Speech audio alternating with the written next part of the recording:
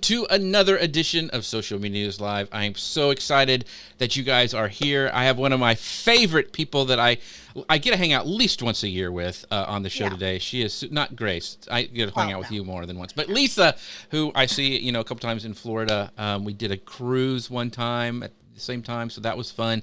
So I'm so excited for you guys. She's back on the show. If you don't know who she is, I'm going to introduce her in a little bit, but so excited that you're here. And by the way, this is all about Instagram. There's a ton of changes that have happened, and we're going to talk about those today. So if you know of somebody who's like, you know what, they're on Instagram, I don't think they know about this, mention them down below, call them into the conversation. Even if we're not live, we'll try to jump in there and answer any questions you may have. But we are so excited that you guys are here today. Grace Duffy, how is it in Dallas? Is it cold? It's cold here in East Texas. I have no idea what the weather is. It's like it was cold one morning and hot the other. It was like 70 yesterday. Yeah. Oh my gosh, it's like 12 degrees tomorrow. So I don't know. It's good. So it's not all as lovely as where Lisa is, though. I know. It is lovely here. Yeah. I have zero complaints about the weather. So before we get started, so do you get up and run like early in the morning every day? Because I know you're a big runner. Do you do that in the morning? So like hardcore training season, I'm up pretty much every day before the sunrise running, especially during the summer months when it's like 110 degrees after sunrise. This time of year, I'm enjoying sleeping in a little bit more. I'm running after my kids go to school more often than not, but. Gotcha. So, yeah, and by the way, if you don't follow Lisa, we're going to give her all her stuff later, but she's at the Castle Runner, right?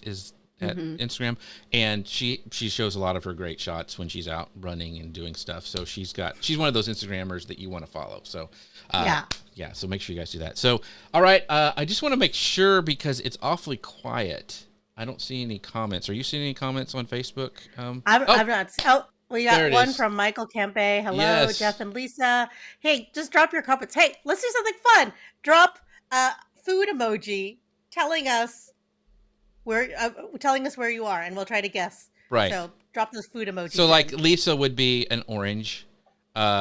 You would be barbecue. A brisket. Yeah, a brisket. So I would do the same thing. So no fruit for me.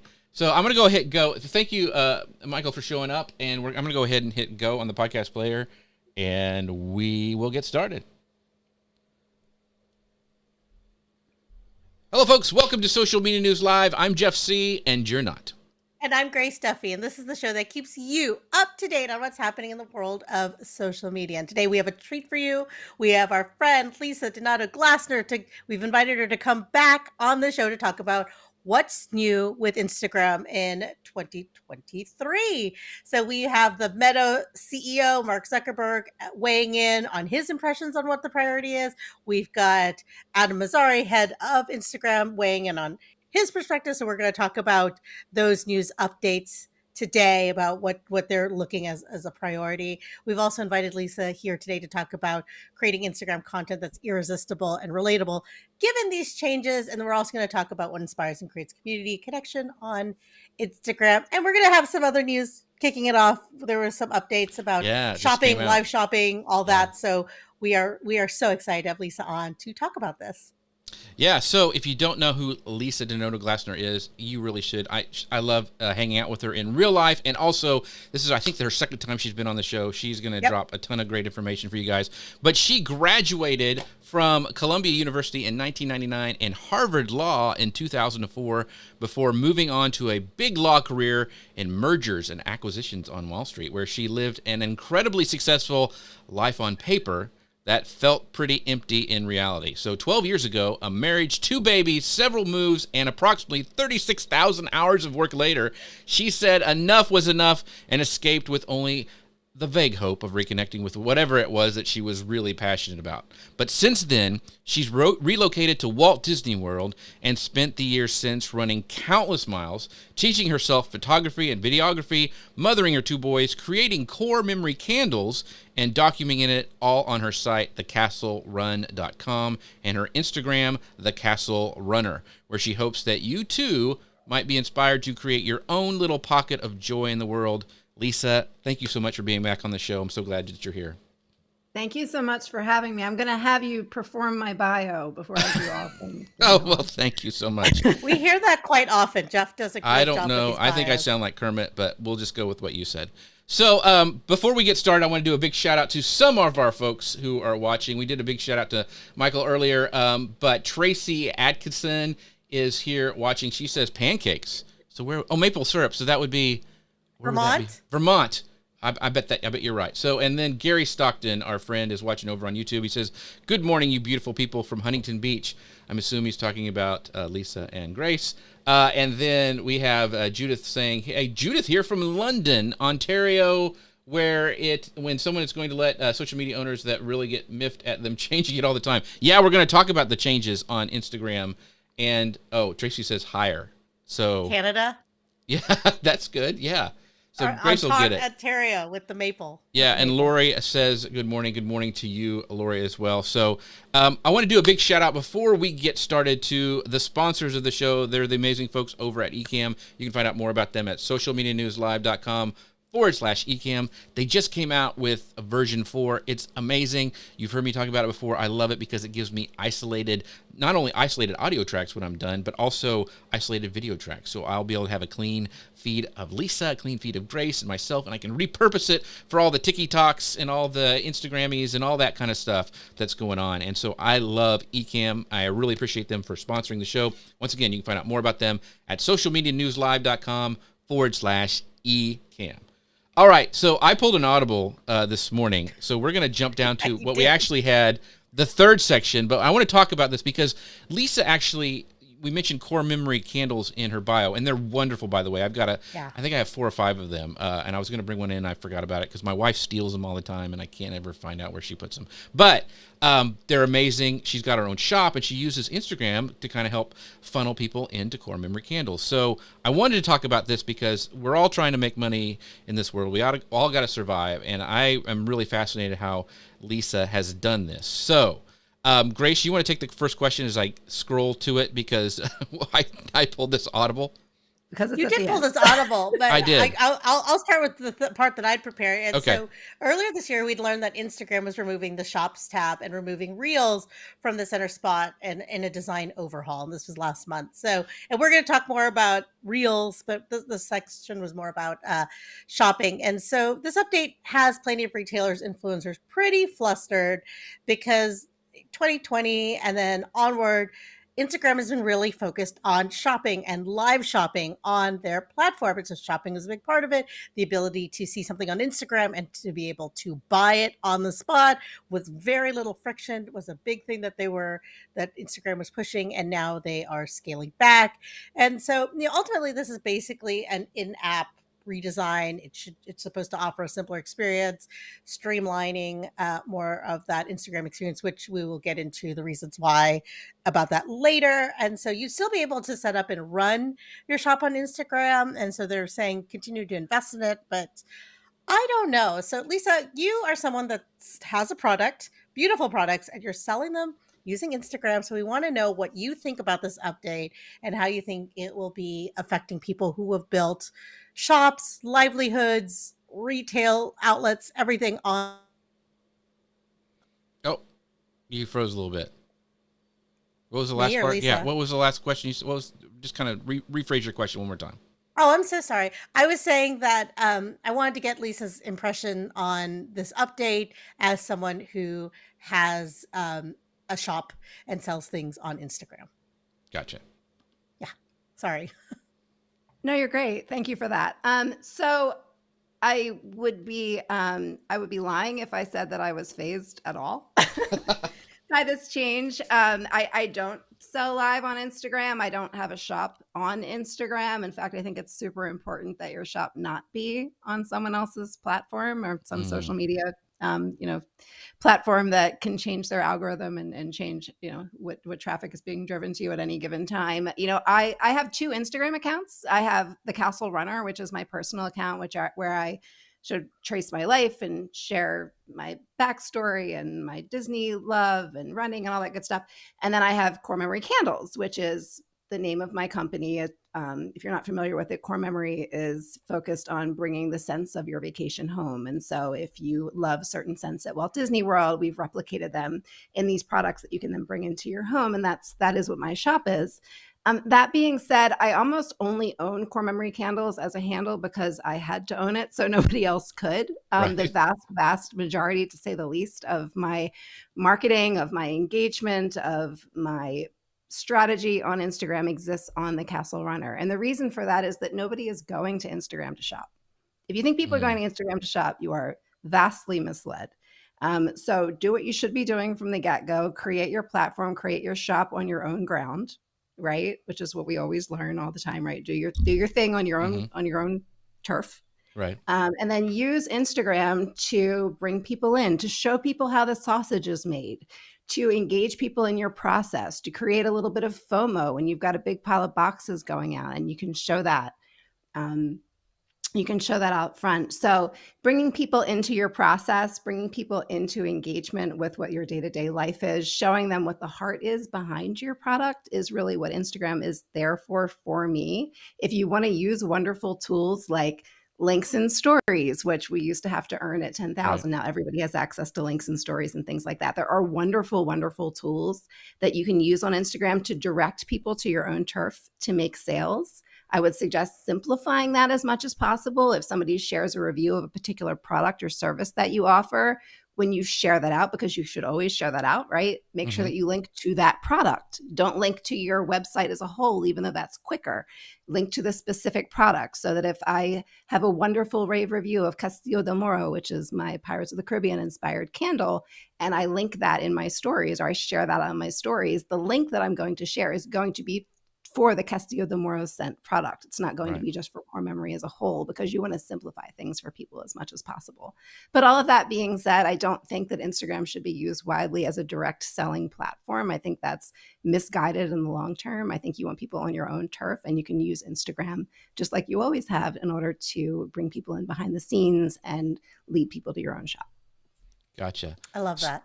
So one of the questions, well, first of all, I want you to tell people, like, when you talk about Core Memory candles, some of the scents that you have, because, you know, some of the scents, like, you don't want to have the scent of the monorail after a hot Florida thing and you're crammed in there leaving the park. That is not a scent that you should replicate. Maybe some people would like that, but not me. So tell some of the scents that you mentioned the kind of the Pirates of the Caribbean themed one. I think I have the Haunted Mansion one, and maybe there's a Snickerdoodle kind of one, like a Churros, I think it is, that you have. So just really quick, just run down a little bit of some of your favorite scents, because I think they're really, really cool. So I have 35 different scents. Thank you for asking. I have 35 different scents. They're all inspired by different things at Disney World, be it attractions or resorts or favorite snacks.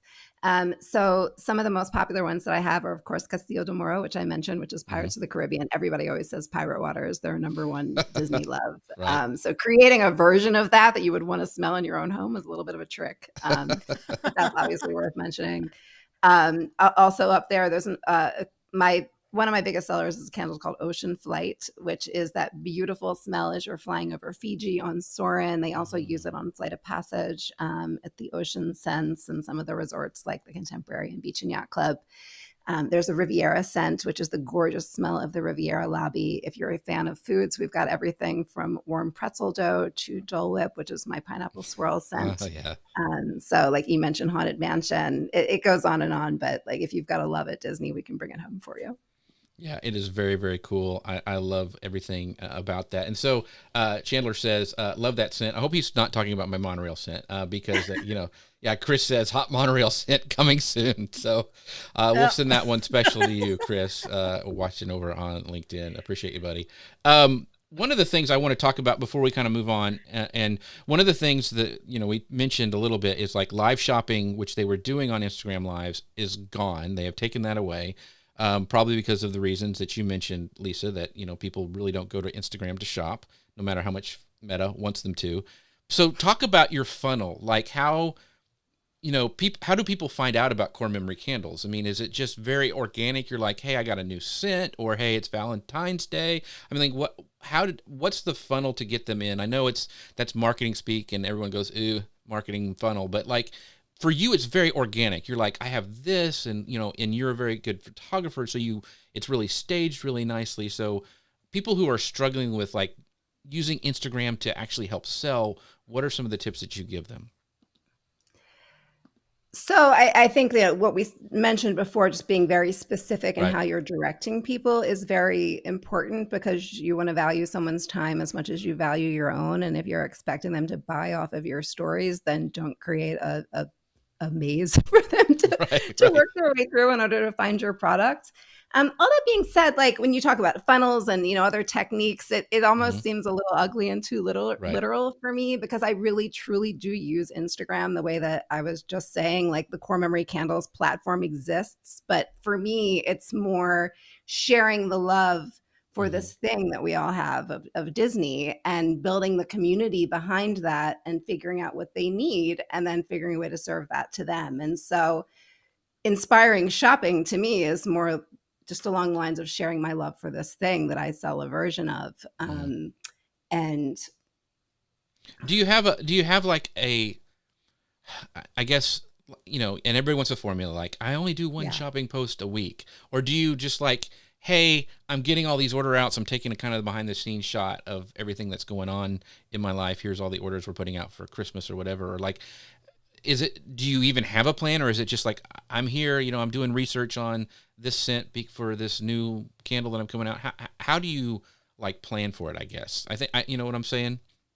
So I think, like, as you're communicating on Instagram, and it's not like I have a specific plan or a specific fraction or a specific way that I set my timeline out, for the month ahead, so much as I'm just keeping in mind at all times that you're serving your community and you're creating value for them. And so you should never be walking, like, the first thing that you show in a post that your goal is to sell should never be your product, Hmm. Mm. because you want to hook people first into like the lifestyle draw, into into the problem that you're going to solve for them, Right. right? So if I'm scrolling Instagram and the first thing that I see in like an ad post or a reel or anything else is like a candle in your face, I'm Right. scrolling on. Right. I'm scrolling on a reel real quick, Right. and everybody else is too, right? So you want to hook people in first, show them something interesting, something entertaining, something, show me the Haunted Mansion before Right. you sell me a Haunted Mansion candle, because Right. that's what I want. I miss the Haunted Mansion.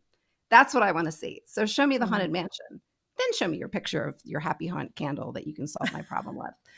And DMs. We're going to say this so many times during the course of this conversation, because it has become so important on Instagram. DMs, DMs, DMs, DMs, DMs.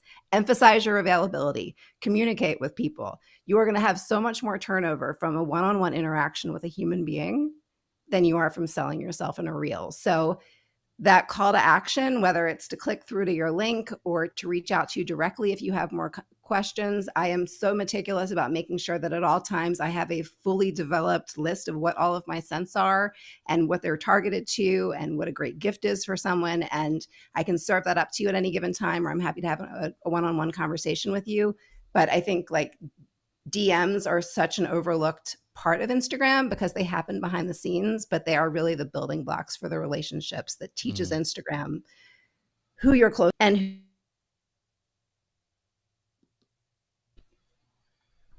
Gotcha. So one of the reasons I love when you're teaching, I'm seeing you at a conference or just watching you, or we're having this conversation, is you're very organic, and you're also very Mhm. the way it's it's not a hard sell, which I love, and it's all about the relationship. And you're talking about DMs, bringing people in that way, and we try to do that on the show. We try to bring in, like Michael said, Ocean Flight is great because he loves that candle, and he loves your product. So I love that interactivity, and the way you do that with the DMs, I think, is kind of similar.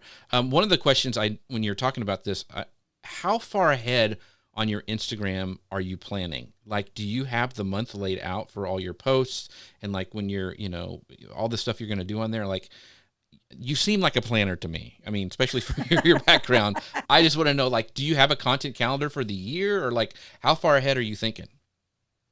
So I have a skeletal content calendar for the year that I sort of try to plan out more specifically with an upcoming month. So I go into the year knowing like these are my yearly sales. This is what I want to be promoting.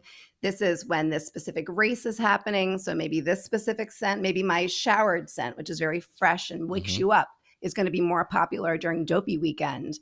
And maybe, obviously, Very Merry and Winter Lodge are going to be my biggest sellers during the Christmas season. And so I kind of know like what my seasonal schedule is and what my sales are going to be. And sort of from a shop I look at it from a shop perspective. So I think about sort of like what my flow is for the year, what my cycle is for the year, like what the, when Valentine's Day is, when Christmas is, when the 4th of July is, when the anniversary of me opening the shop is. And I want to kind of play out based around that. Mhm. And for me, it's almost more the opposite. So if I know I'm going into, for example, the holiday season where I'm going to be obnoxiously posting all of the time because I've got to communicate my sales and Right. everything else, I know during that time that I need to be serving up that much more non-selling content because you need to be offering so much more value in exchange for what you're asking for in return. And so I can look at my social schedule and see that I'm going to be needing to sell so much more during these 3 months. And so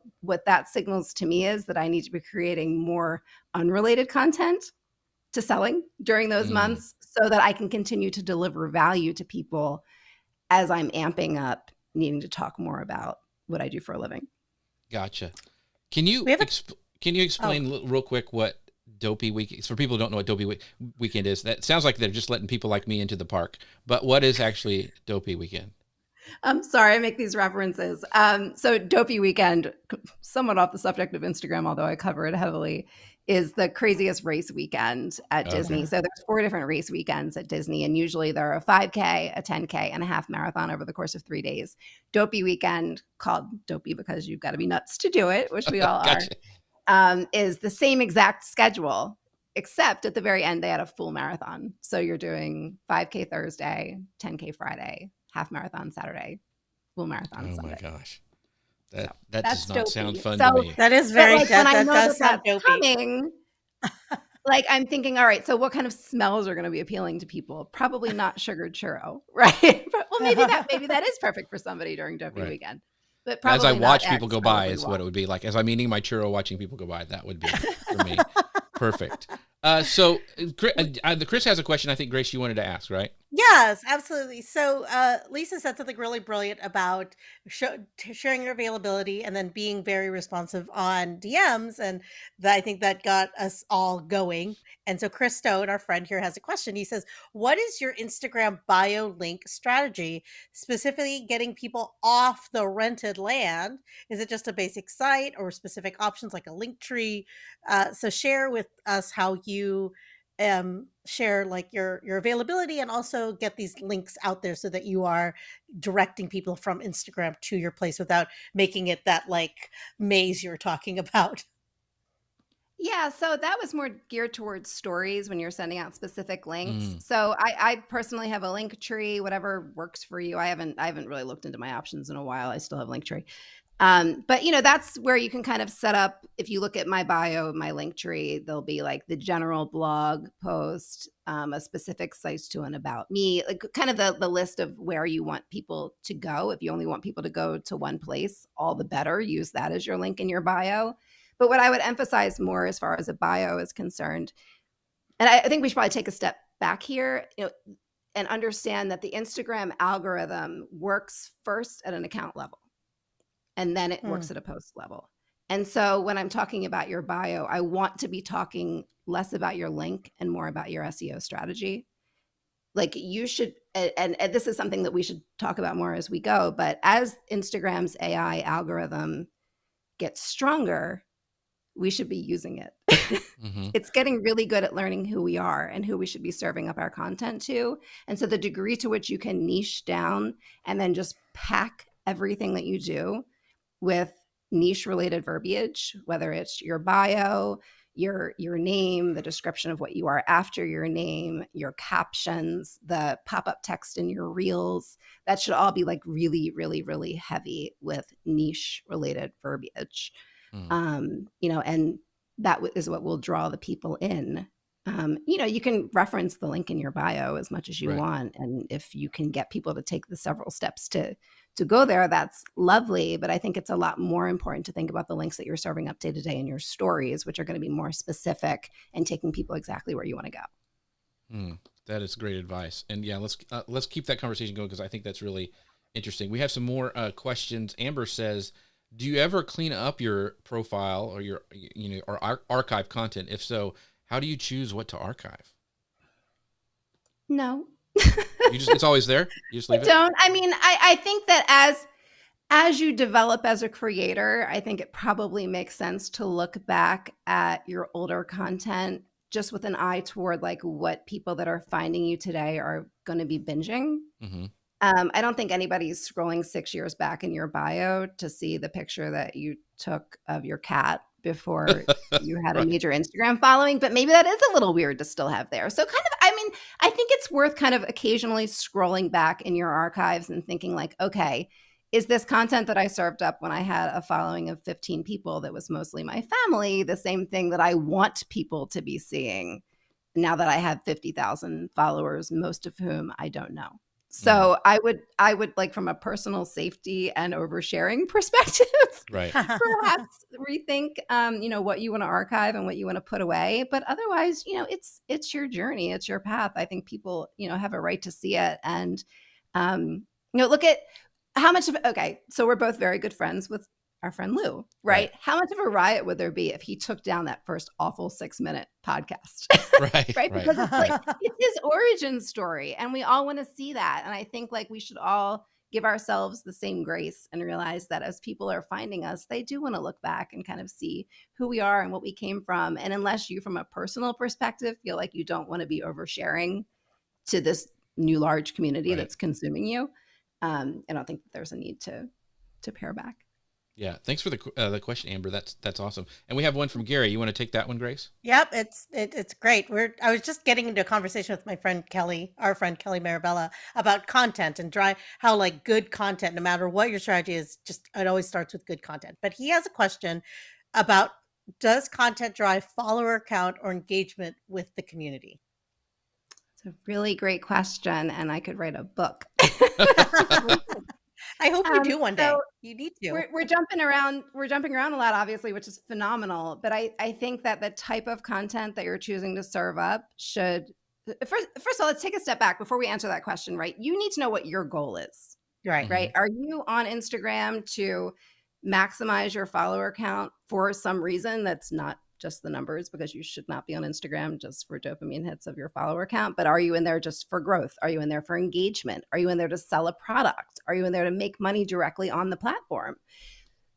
Figure out what your real goal is.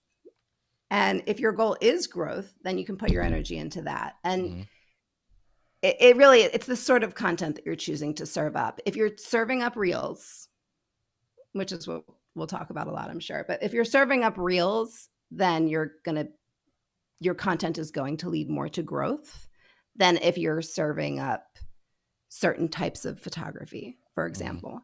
The reels are extremely powerful because they are made to potentially cause small creators to go viral. Right. Because they're trying to mimic that dopamine hit and excitement of TikTok, where the fun of TikTok as a creator to a certain extent, right, is that you just never know. Right. The smallest creator in the world, if you're pumping out a certain number of TikToks every day, you're eventually going to go viral. Like something is going to go viral. Whether or not that has value is something that we can discuss very, very separately. But understand that they are trying to mimic that excitement in reels, and they're trying to push out small niche creators. And so if you're focusing your energy on things like reels, you are going to have growth more so than if you're focusing your energy elsewhere. So like, I know Gary, because his goal, and he's talking for his business, is reaching more business owners, help them with credit education, because that's what his business does. So would you say like for that, because you can't go on Instagram and say, hey, let's check your credit score. I mean, that's like an ad. You wouldn't want to do that. I would think for Gary, it'd be more like getting them to education, like help them like, okay, here's some small business tips, maybe. I don't know, something like that. So you're driving engagement, and trying to build that community instead of just hard selling. Am I thinking what you're thinking, Lisa? Yeah, no, absolutely. I think if you're a business owner like in that situation, I think I'll go back to your bio first. You're starting with your bio and then down the flow to every piece of content that you create. You should be niched down and niching down, I think, is increasingly important on Instagram, because Instagram, as the number of people on the platform is growing and the AI is developing on the platform, it's becoming more and more important for Instagram to very easily understand who you are, what you're doing, and who your audience should be. Right. So starting with your bio and then going on from there, you should be packing your verbiage with who you are, what you're doing. Talk to your audience, tell them what problem that they have that you can solve. And then use your content to build up that trust and that authority in order to have you be the person that they come to when they do have a question. So, deliver value. Like you should not be selling your product in your reels. You should be coming up with a number of topics that you can educate people on. And then at the very end of that piece of content, or in the middle, or wherever you think it naturally fits in, tell them to follow you for more. Tell them that you deliver this sort of content twice a week on Tuesdays and Thursdays at 12 o'clock. And then if somebody loves that kind of content, they're going to follow you and stick around. So deliver value. And then in the context of that reel or whatever it is that you're doing, tell them that you deliver this value regularly. Then encourage the DM. And then you have an one-on-one conversation with somebody who already knows that you're an authority on the subject. And when they have a need, they're going to come to you. Awesome. So I want to, so Gary says, great advice, particularly the bio description. So thanks, Gary, for asking that question. And then speaking of fans, your fans seem to be here. So Chandler says, where do I buy your book, Lisa? I'll be first in line. So you got a book to write on top of everything else. By the way, one of the things before we move on, I want to talk about, because we talked about DMs at the start of this section, and something that just rolled out. And like I told Lisa, like in the green room, like, hey, this is something. What do you know about it? She's like, I don't know, because it's so new, right? So it's actually what has just came out is like, and I actually when I went into Instagram, I updated my app. And I got a pop-up wanting to know if I wanted to be on the wait list. So if you're wanting to get this feature, make sure you go and update Instagram if you haven't done that and check it out. It actually showed up in my messages where it popped up. So what it is they're rolling out a new broadcast chat feature for Instagram called Channels. Zuckerberg says that the new offering is designed to enable creators to share all sorts of public messages to directly engage with their fan following. So I don't know how that works with the algorithm, but if it's like, hey, I got a new live show coming out, come in and join here, that would be very, very cool. So it actually was built for Zuck to actually talk to, get through things, and talk to the people he wanted to. So it's a test right now with his top creators that are based in the US, but it's going to expand the launch in the next few months. So this just came out this morning. So make sure you guys check that out on your Instagram. But I think it's maybe it's more of a wide kind of DM thing where you can engage people. I don't know, but it seems kind of cool. So check that out if you haven't already. I don't have it yet. I've heard that it's rolling out, and I think it's exciting because anytime that Instagram, first of all, be an early adopter to like anything that they put out, because Instagram's excited about their new tools, and when you jump on them first, they will push you out. So whether it's the little notes now in the circles above the messages, or whatever it is that they're rolling out, they're excited about it, and if you're using it, that's great. So be an early adopter. But also, like, there's no relationship status on Instagram, right? There's no friend list like they have on Facebook. There's mutual follows and that kind of thing. But Instagram needs signals to know that you're close enough to somebody for them to be serving your content to them. So that's why DMs are so insanely powerful. If you're DMing, go into your own your own stories, like go into your Instagram, like look at your stories list, or like look at those notes bubbles, those new notes bubbles. Yes. Who are you seeing first? You're seeing the people you interact with. Yeah. If you follow somebody who doesn't follow you back, that's to some extent a signal to Instagram that you're very interested in them. Look at who's showing up in your feed, at the top of your feed, and then see to the extent to which you can reverse engineer that. Right. So in order for it to be putting you at the top of other people's feeds.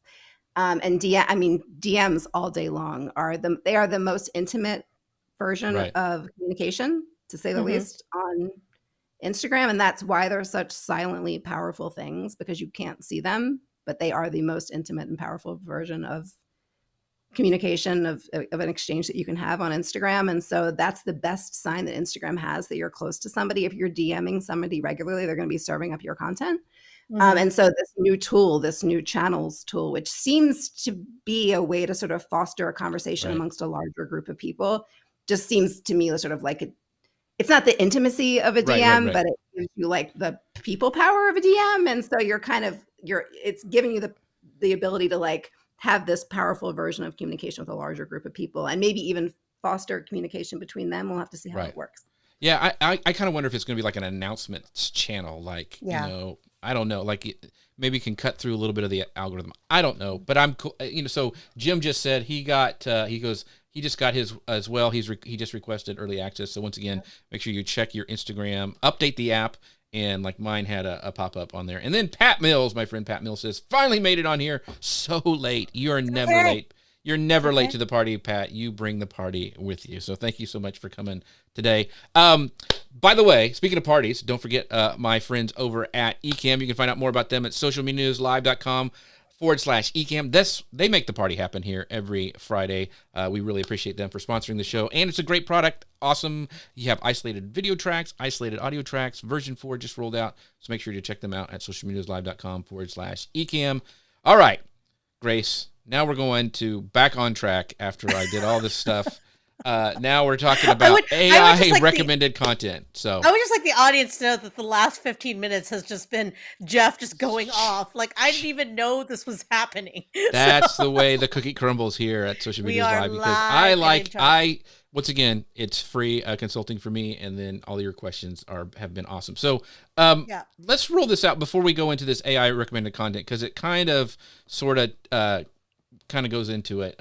Chandler asks, is there value in posting to multiple platforms? Like, how do you manage DM and Facebook Messenger, emails, etc.?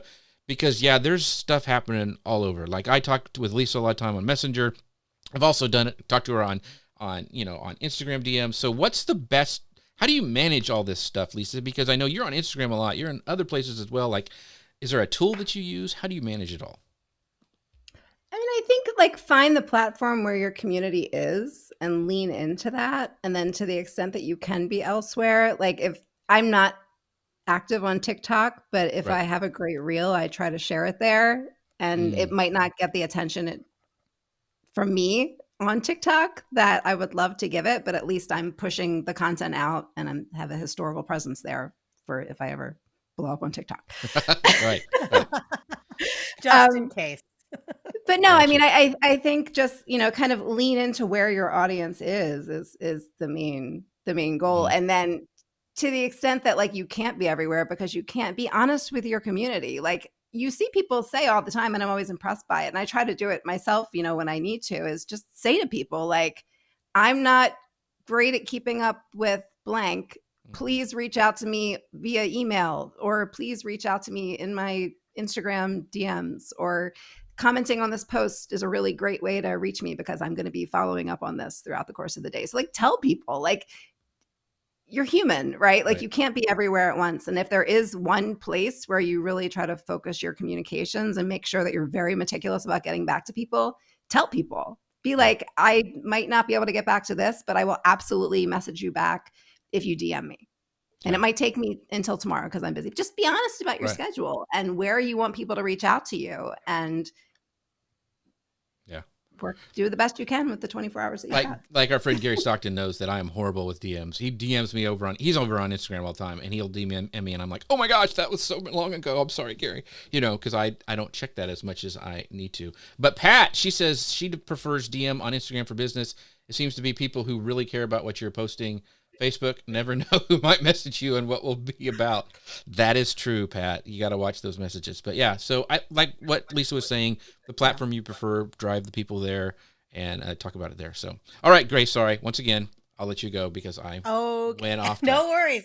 This is all very helpful information. I'm riveted, and Lisa's been handling all of your audibles That's quite right. beautifully. By the way, I I'm have to compliment her rolling on with like, because like I send our guest questions, and like she was so diligent about preparing for it, and I just said, yeah, we just kind of go off the rails, and here we are, off the Just rails, off the rails. That should be the name of off our show, Off the Rails. All right. So off the Grace, rails. Okay. go ahead. Instagram. Okay. So in its 4Q earnings call, Meta CEO Mark Zuckerberg described that the company's plans and priorities in the near future, meaning 2023. And he said it was called the year of efficiency, which unfortunately also meant downsizing their organization by quite a bit, but it also applies to the content that it's looking to promote on the platforms. And not surprisingly, Meta chief executive called out Instagram Reels and the company's algorithmic recommendation engine as two major areas of focus in this coming months, which is not surprising since those are the two things, that type of content, and then also the algorithmic recommendations are the big things that have really fueled the fire over at TikTok. So, not surprising that they are saying that they are going to be focusing on short form video reels, and they're seeing to them that it is growing quickly. And again, like Lisa suggested, that anytime that Instagram says, we're going to do this, like hop on it, that's what their priority is. That's what they're going to do. And you mentioned earlier in the show about like, if you really want to go viral, you really want that content to just fly and create like, get in front of eyeballs to create these reels. So talk to us about creating reels that create this kind of excitement and engagement and reach. Like, what is the formula? Whew. That was a lot. So that, yeah. So just take it away, Lisa, because that, I mean, that's a big question. Yeah. That is a big question. Grace, you were supposed to keep us on the rails. No. I love I'm Chris's kidding. thing. We're off the monorails. We're Yeah. off the monorails. So, I mean, for starters, I mean, I'll just be a broken record and sort of a cliche and just say like, don't chase the algorithm any more than you need to. Like, the algorithm functions for your purposes like on a larger scale, and you should be sort of looking at what's trending in your content and focusing on your analytics and seeing what's successful. But like, if you post a single reel and it doesn't go viral or take off, or any kind of content on any platform, that shouldn't be like, oh my God, I need to like pare back and delete it and rethink my entire strategy. No, like pick your approach and then lean into it as best you can, and then evaluate how that's working for you over time. So my starting thing is like, don't chase algorithms and don't feel the need to like reinvent yourself, every time something doesn't get received the way that you hoped that it would be received. That being said, I think if you're trying to create reels that generate that reach and that generate engagement, again, like go into it with that SEO mindset. You want to be telling Instagram who you are and what you're serving up so that they know very easily. It's all AI driven, right? There's not like a person here who's like evaluating who you are. There's just like a computer that's scanning what you're inputting and the quality of it and the topic of it and deciding who to push it out to. And so, I could go very long on this. So trying to decide like how much to get into. I know that it's a lot. It is a lot. No, I mean, I think, as far as the algorithm is concerned, it's an ever-changing thing. It changes every day. It is AI. It is generated by a computer. If you're chasing it, you are chasing a computer that will never stop changing. So it's not a great thing to chase. Instagram has been straightforward twice, like 2 times in openly saying what they're doing with the algorithm. They have told us that they are prioritizing original content. Mm-hmm. So you shouldn't just be resharing other people's stuff, and you most certainly should not be sharing stuff with a TikTok logo in the corner. And they're prioritizing quality, which means that you should be thinking about if your content is pixelated, is it blurry? Does it fill the entire screen? Is it well lit? You want to kind of balance that with authenticity, and I know that's a separate conversation that that we want to have. So don't confuse quality with the need to be overly filtered, overly edited, overly produced. A little shaky cam isn't the worst thing in the world. so you can think about how you can be authentic and not overly filtered and produced, but still have a quality video that Instagram's AI isn't going to see as being pixelated or poorly lit or poorly put together or overly long. You don't want things to be overly long. You want somebody to watch the entire thing. So think about how you can pare back your message and then look back at your analytics to see how people are watching it and how it's being consumed. So if you go 45 seconds, how does that compare to something where you go 15 seconds or longer or shorter? Yeah, I think that's a great, because that could be a whole other show of like, how does the algorithm work and all that stuff and the AI stuff. But I think what you keep preaching is like, be authentic, and also, go to your strengths and keep, putting content out. And if something doesn't work one time, that doesn't mean it won't work all the time. Like if you haven't tried, that's the thing. Is like, I wanted to make sure that, people don't freak out and say, well, I don't really like creating reels, but that's what I have to do if I want to succeed on Instagram. Yeah. Like, you don't have to do that. You could just, if you like to take photos and you're really good at photos and people are engaging with your photos, that's okay to do. Right. And remember too, that like your community should be coming to you for what you naturally enjoy doing and what you do best. Mm-hmm. And so if you're a photographer who takes gorgeous photography, just be a little patient and let your people come to you. It doesn't have to come to you via a viral reel.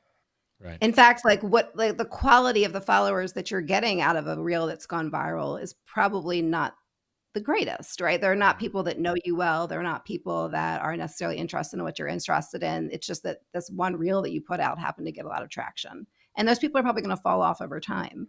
So while reels are great for growth, and if you're great at reels, or if you enjoy reels, 1,000% lean into them, like they're phenomenal, but and give them a try. There's different ways to do reels that you might be more or less comfortable with. You don't need to be on camera in a reel. You don't, there's no rules to like what does or doesn't work in your specific reels. But if you don't want to do reels at all, just maybe be a little more patient on the platform and know that what you are organically growing with content that's true to you and is the content that you want to be producing, the community that you're growing, even if it's growing slowly, is a real community. Right. And a community of 10 people that love what you're doing and are interacting with you and are buying from you and are wanting to know your day and that are your true fans, your true community, is so much better than 100,000 people who followed you because you had a viral TikTok that could care less about what you're doing. Right. That's a great point. And Chris says it all comes back to adding value to the people you are serving. Great conversation. Thank you, Chris. Absolutely. And Pat goes, right, Lisa, I'm a rebel for social media. I run several accounts for small companies, but I post what our followers want to see, not what IG is telling me. Post it and they will watch. That is what I say. That's right, Pat. So thank you for that comment. Perfect. But one of the things, so jumping right into that is, Pat says this too. It seems like IG is pushing photos once again. Still shot photos are moving well right now. Aha, Pat, you hit on the nail on the head, because there's some news. This is reported by The Verge. Zuckerberg is saying Instagram Reels will be area of focus. Adam Mosseri, the head of Instagram, is out here saying the platform put a lopsided emphasis on videos and Reels last year, and traditional photo posts were worse off because of that. So he also said we're over-focused on video in 2022 and pushed ranking too far and basically showed too many videos and not enough photos. And he says that since then, Instagram has worked behind the scenes to restore a more even balance, and internal metrics show that it's working. So, Pat, I think that's what you're seeing. And Lisa, because you're a photographer and you use it for your business and your brand, are you going to change your strategy anymore because of like it's going to kind of even out more? It's not as much reels and video, or are you just going to keep doing what you're doing and not really change your strategy? So I think that, give me a second. So, I think Mosseri and Zuck are talking about two sides of the same coin, right? Mm-hmm. I mean, Mosseri is apologizing to his community of largely photograph loving people, because that's what Instagram initially was, and kind of paring back on his, we're no longer a square photograph sharing platform. Right. Well, Zuck is being a little more honest. I mean, they're not, I think the extent to which they were manipulating the AI to favor reels they seem to be scaling back on. I know I personally am seeing more engagement and more reach in my picture posts than I was, this time last year, which is wonderful to see. Mhm. All of that being said, I think Zuck is, very honest in saying like, AI is favoring reels because people like reels. Mhm. People like video. And so, I think that, the honesty of Zucks paired with, Adam Mosseri saying, we're not trying to manipulate the platform as much as we were anymore. Again, just figure out what works for you. If you're comfortable exploring reels, absolutely do it. There's a reason video works. So watching somebody on video or watching a video is a more intimate experience. It's a more connective experience than maybe looking at a photo or listening to a voice. And so Mhm. that's wonderful if you can do that. And I think it's where things are sort of going in the world. And I think learning that is a useful tool. But that being said, I think it all goes back to what we've been talking about, which is that if you have niched down appropriately for your community to be able to find you on Instagram, because that's very, very important. And if anything is changing about my strategy, it's that I am consciously niching down more as the AI tool is needing more and more to understand who we are. But all of that being said, like staying true to yourself and producing the kind of content that you want to be producing is ultimately going to draw the community that you want to draw. And so I think patience is a virtue. Gotcha. So one of the things that, and I have learned so much from, I've attended at least 2 of your sessions before when you're teaching about Instagram at Momentum, and it's been great. What's some advice for somebody who struggles with taking good photos on Instagram? What's the super hack that you can give them, like, to make their photos be just a little bit better? Oh, we've really gone off the rails. No, that's in the notes. I just rephrased it a little bit. So, I mean, I think, Instagram likes when you use their tools. So if you're super new and you literally just want to do your stories, for example, like in app, Instagram really enjoys when you're working in app. So if you can take and edit in app, they adore that. But just what does your community want to see, and then do the best that you can with it, whether it's, a picture of, how the sausage is made behind your candle shop, or, that you're enjoying a moment, in the parks or whatever it is that your theme is, or your niche is of your Instagram account. I mean, it's an entirely different topic to talk about. Right. I just was because it's, I mean, you're so good, and we were talking about, like, they're kind of moving a little bit back to kind of an even thing with photos, and a lot of people that scared them, just like it scares, some people are scared of video. Some people are like, I can't shoot a photo to save my life. So those are great hacks. So, I mean, I think just do it. Just do it. And that's it. Just like say to yourself, like, all right, I am invested in Instagram. I think there's a potential for value here. Create yourself, a schedule, whether it's, that you can create content, 5 days a week on weekdays for the next month, or 2 days a week, or 7 days a week, whatever it is that you can commit to, and then just sit down and start doing it each day, and then lean really hard into your analytics. So if you're not great at taking pictures, but your community connects with the pictures that you're taking, it doesn't matter. So look at the pictures that you're sharing, do a variety of content. Think like, all right, my niche is Disney World and Run Disney. And so maybe I want to focus a little bit on running content, and I want to focus on attractions at Disney World, and I want to focus on tips for somebody who's going to schedule for, going to be registering for a race. And think about like the sort of different pockets of your niche and how you can sort of schedule content over the course of the next month to address those different pockets in different ways. And then go back after the end of the month or real time and look at your analytics and, filter for whatever your goal is. If your goal is engagement, filter for engagement. If your goal is growth, look at your reach and how many followers that you're getting out of different posts that you're doing. And then lean into the types of things that seem to be working for you. And then whether you're a photographer or not stops mattering, because you're delivering the value that your people want to see. So real quick, our friend Amy Key says, my favorite Lisa tip is clean your phone camera lens on your shirt before you take a photo.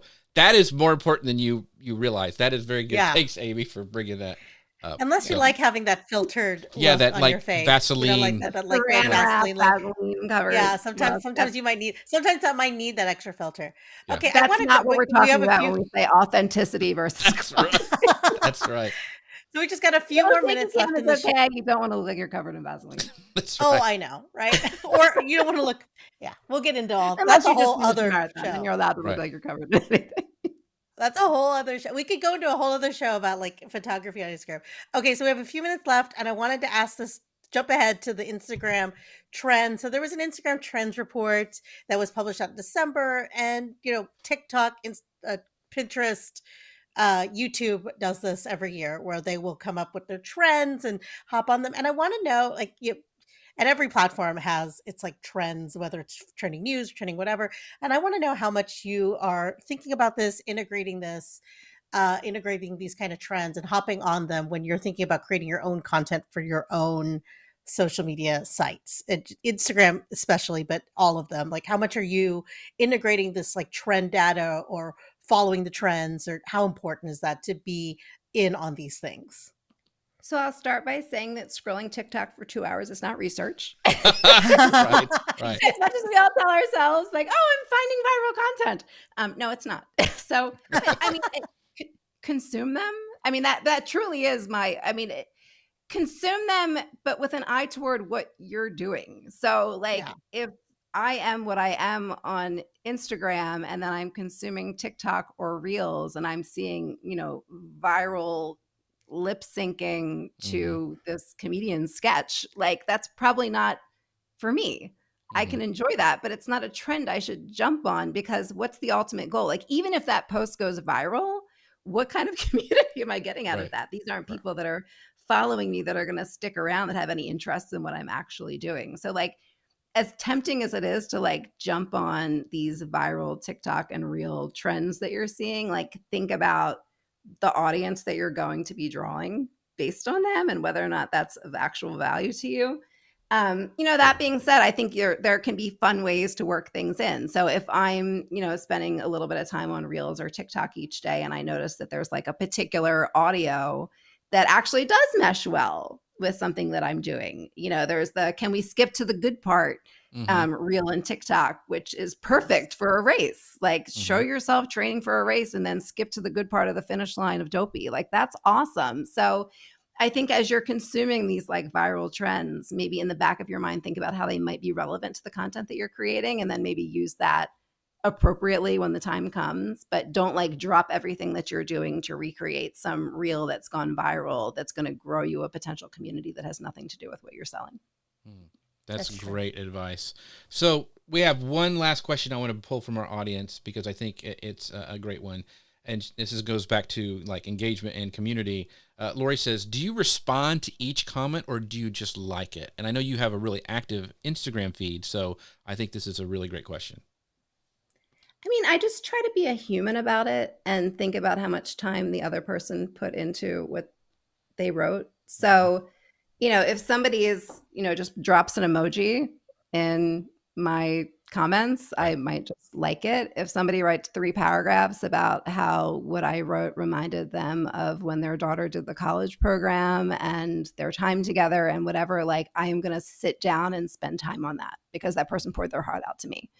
So I think we're all just human. And if somebody is just dropping an emoji in your comment, then they're not doing that. They probably don't even remember an hour later that they did it. And so if they see your little like, then they're like, oh, she liked my heart. That's great. But if somebody, writes you 3 paragraphs about something incredibly important in their lives and how you've touched them, then no, it's not right to like it. I don't need to tell you that. Like, you don't need an Instagram expert to tell you that when somebody pours their heart out to you, dropping a heart isn't the right thing. We're all just people. And if somebody gives you time, then you want to give them time back. And that's all. See, that's why I like Lisa. She's just full of practical advice. So I know you guys really enjoyed it. Lots of great questions. Thank you guys so much for asking them. But I want to give Lisa enough time to talk about her candles and her stuff she's doing and where to find her, all that stuff, because she is, I'm telling you, worth the follow. And if you ever get a chance to get, down to Momentum, where I will be this year, and I think Lisa will be there as well, but you need to check that out because her training live, I mean, this is great, but live is even better. So make sure you guys follow her everywhere. So Lisa, the floor is yours. Thank you so much. This was so much fun. Yeah, you can find me first and foremost over at my blog, thecastlerun.com. My candle shop is also there, but you can find it at corememorycandles.com as well. I'm on Instagram as The Castle Runner, and across social channels on that as that name. On the blog, we sort of talk about what Jeff referred to, which is me rewriting my life from this, miserable Harvard lawyer to living a mile from Disney World and sort of charting that path. And the candle shop, I'm so proud of. It's with an eye toward bringing your vacation home in a low key, subtle way. So beautiful candles, and it can be your secret that your house smells like the contemporary. That's very cool. So once again, thank you guys so much for being here. I do like Tracy's comment. She goes, "No one does being human the way Lisa does." So that is very, very cool. Thank you, Tracy, for that comment. Grace Duffy, thank you so much for doing this. Where can people find out more about you? You can find out.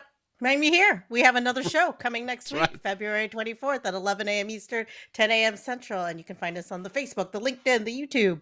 That's right. Everywhere. And with that, we thank all of you. Thank you, Amber, Lori, Gary, Tracy, Pat, everybody who left comments, watched this show, and even watching in the future. We appreciate you. Appreciate our sponsors, Ecamm. You can find out more about them at socialnewslive.com/Ecamm.